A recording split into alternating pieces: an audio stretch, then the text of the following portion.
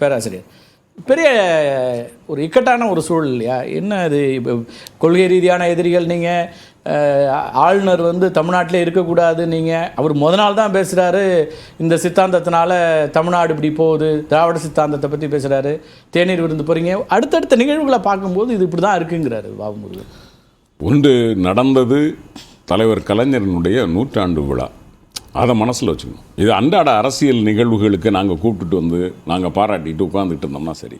ஒரு தலைவர், மறைந்த பிறகு அவர் ஒரு மாநிலத்தினுடைய தலைவராக தன்னை பரிணமித்து கொண்ட ஒரு தலைவர், அவர் ஒரு தேசிய தலைவர் என்கிற இடத்தில் ஒப்புவிக்கப்படக்கூடிய அளவிற்கு சாதனைகள் செய்த தலைவர்.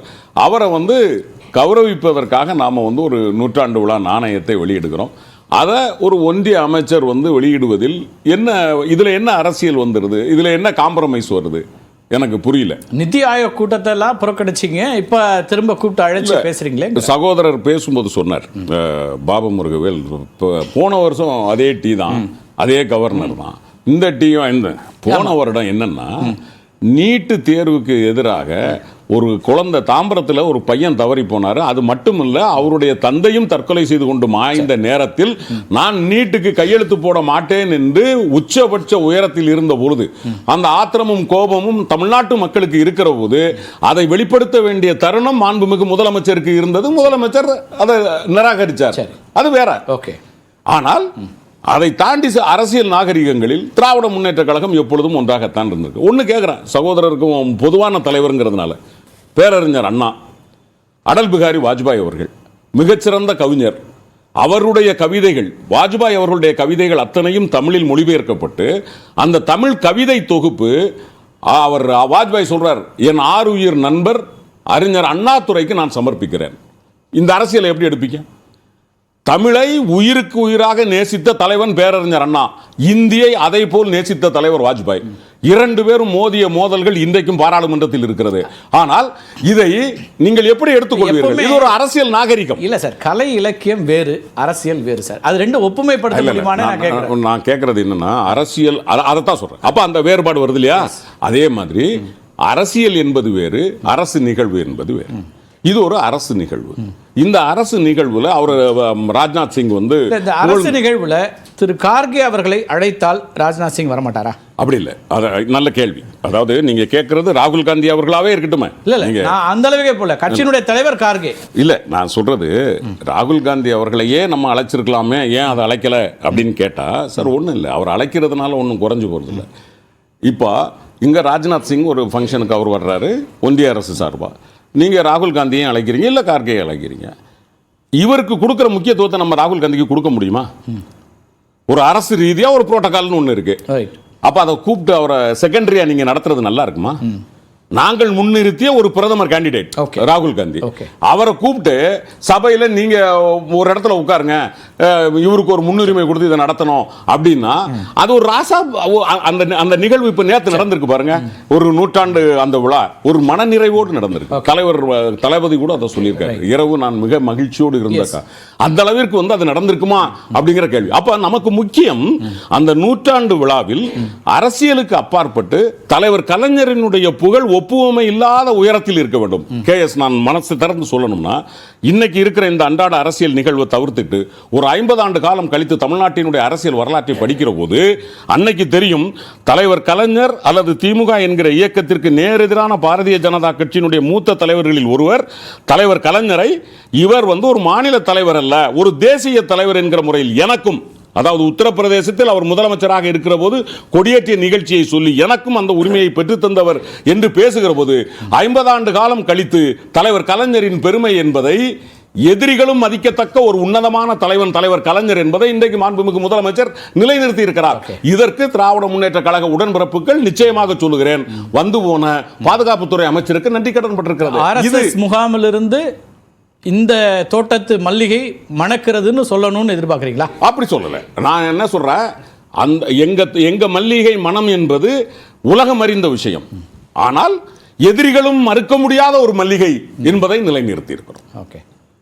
அதாவது சில மல்லிகைகளுக்கு அந்த தோட்டத்தில் மனம் இருக்கலாம், பக்கத்து தோட்டத்தில் மனம் இருக்கலாம், எதிராளி தோட்டத்தில் மனம் இருக்காது. ஆனால் எதிராளியும் கூட இந்த மனத்தை மறுக்க முடியாத மல்லிகை மனம் கொண்டது மாண்புமிகு தலைவர் கலைஞரினுடைய அரசியல் பயணம் என்பதை நாங்கள் நிலைநிறுத்தி இருக்கிறோம். இதில் இன்றைக்கு சொல்லுகிறேன், தம்பி சங்கர் திருமண இல்ல விழாவில் தலைவர் தளபதி சொன்னதை போல அண்ணா மீது ஆணையிட்டு சொல்லுகிறேன், தமிழ்நாட்டின் உரிமையை ஒரு இஞ்சு கூட நான் விட்டுக் கொடுக்க மாட்டேன் என்கிற உத்தரவாதம் தமிழ்நாட்டு மக்களுக்கு நிச்சயமாக அந்த நம்பிக்கையை தந்திருக்கிறேன். பேசலாம். முதல் கட்ட கருத்தை எடுத்துக்கிறேன். நான் ஆச்சாரிட்டே பேசி வந்தேன், 2 பேரோட கருத்து எடுத்துலாம். ஆச்சாரி, இந்த நிகழ்வை எப்படி பார்க்க வேண்டியிருக்கிறது?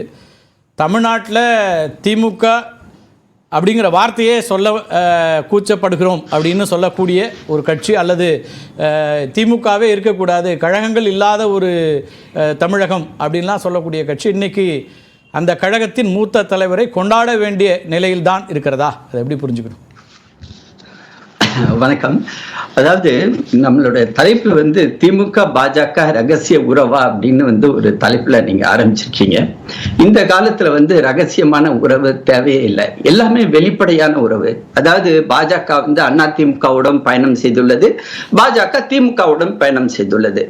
செல்வி ஜெயலலிதா அவர்கள் 1998 இருந்து 1999 வரை அவங்க திரு வாஜ்பாயோடைய ஆட்சிக்கு தன்னுடைய சப்போர்ட்டை வித்ட்ரா பண்றது அந்த 1.5 வருடம் பயணம் செய்தோம்.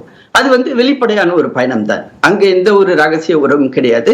எப்பொழுதெல்லாம் தேவைப்பட்டதோ திரு வாஜ்பாய் அவர்களோ அல்லது திரு ஜார்ஜ் பெர்னாண்டஸ் அவர்களோ திரு செல்வி ஜெயலலிதா அவரோட தொடர்பு கொண்டு பேசிக்கிட்டு இருந்தாங்க. அதே மாதிரி அடுத்ததாக 99 திரு முரசொலி மாறன் அவர்கள் நேரடியாக திரு வாஜ்பாய் அவர்களுடைய நல்ல உறவு, நல்ல ஒரு நட்பு, அந்த நட்பின் காரணமாக 99 இருந்து 2003 வரை திரு முரசொலி மாறன் அவர்கள் இறக்கும் வரை அது வரலாறு இல்ல. ஏன்னா அதுக்குதான் வர இன்னைக்கு ரகசிய உறவா அப்படின்னா ரகசிய உறவு தேவையில்லை சொன்னது. ஆனால் எதிர்க்கட்சி தலைவர் சொன்ன குற்றச்சாட்டு விமர்சனம் அதுக்குதான் வர. இப்ப எதிர்கட்சி தலைவர் அப்படின்ற முறையில ஒரு மத்திய அமைச்சர் வருகிறார். இப்ப மத்திய அரசுல பாஜக இல்லாம வேற கட்சி இருந்து அந்த சமயத்துல அது மாதிரி சொல்லியிருந்தா கூட நான் அதை பத்தி நான் அதுக்குரிய கமெண்ட் கூட சொல்ல மாட்டேன். ஆனால் இந்த இடத்துல பாஜகவுடைய ஆட்சி இருக்கிறது. அந்த ஆட்சியில உள்ள பாதுகாப்பு அமைச்சர், அதுவும் முன்னாள் தேசிய தலைவர், அவரை நேரடியாக வருகிறார். மாநில அரசு இந்த நிகழ்ச்சியை நடத்துகிறது. இந்த காயினுடைய ஸ்பான்சர், அந்த ஸ்பான்சர் அப்படின்ற முறையில மாநில அரசு கூப்பிடும் பொழுது மத்திய அரசுடைய அமைச்சர், கேபினெட் அந்தஸ்து உள்ள அமைச்சரை நேரடியாக வருகிறார். இப்போ இந்த இடத்துல திரு எடப்பாடி பழனிசாமிக்கு என்ன பிரச்சனை? அதாவது இவர் என்ன நினைச்சிட்டு இருக்காரு? திமுக ஒரு காலத்துல விரும்புறேன், எம்ஜிஆர் அவர்களுடைய நூற்றாண்டு நாணயம் வெளியீடு, அதற்கு ஏன் மத்திய அரசாங்கம் வரல? அவங்க அழைச்சாங்களா, நீங்க போகலையா? அழைக்கவே இல்லையா, நீங்க போகலையா? கார்த்திகை செல்வன், அதாவது என்ன சிஸ்டம் அப்படின்னா இது ரூல் அண்ட் புரோட்டோகால். அதாவது மத்திய நிதி அமைச்சகத்தின் சார்பாக காயின் வெளியிடுவது, அதே சமயம் டிபார்ட்மெண்ட் ஆஃப் போஸ்ட் தபால் துறை சார்பாக அஞ்சல் தலை மற்றும் அஞ்சல் உரை வெளியிடுவது, இது ரெண்டுமே மத்திய அரசுடைய பணி. ஆனா அதுக்கு யாரு ஸ்பான்சரோ? இப்ப இந்த இடத்துல மாநில அரசு, ஏன்னா 100 வருடமாக தலைவர் கலைஞரை பத்தி அவங்க தொடர்ந்து நிகழ்ச்சிகள் நடத்திட்டு இருக்காங்க. அதனுடைய ஒரு முத்தாய்ப்பா அவங்க ரிலீஸ் பண்ணணும்னு பண்றாங்க.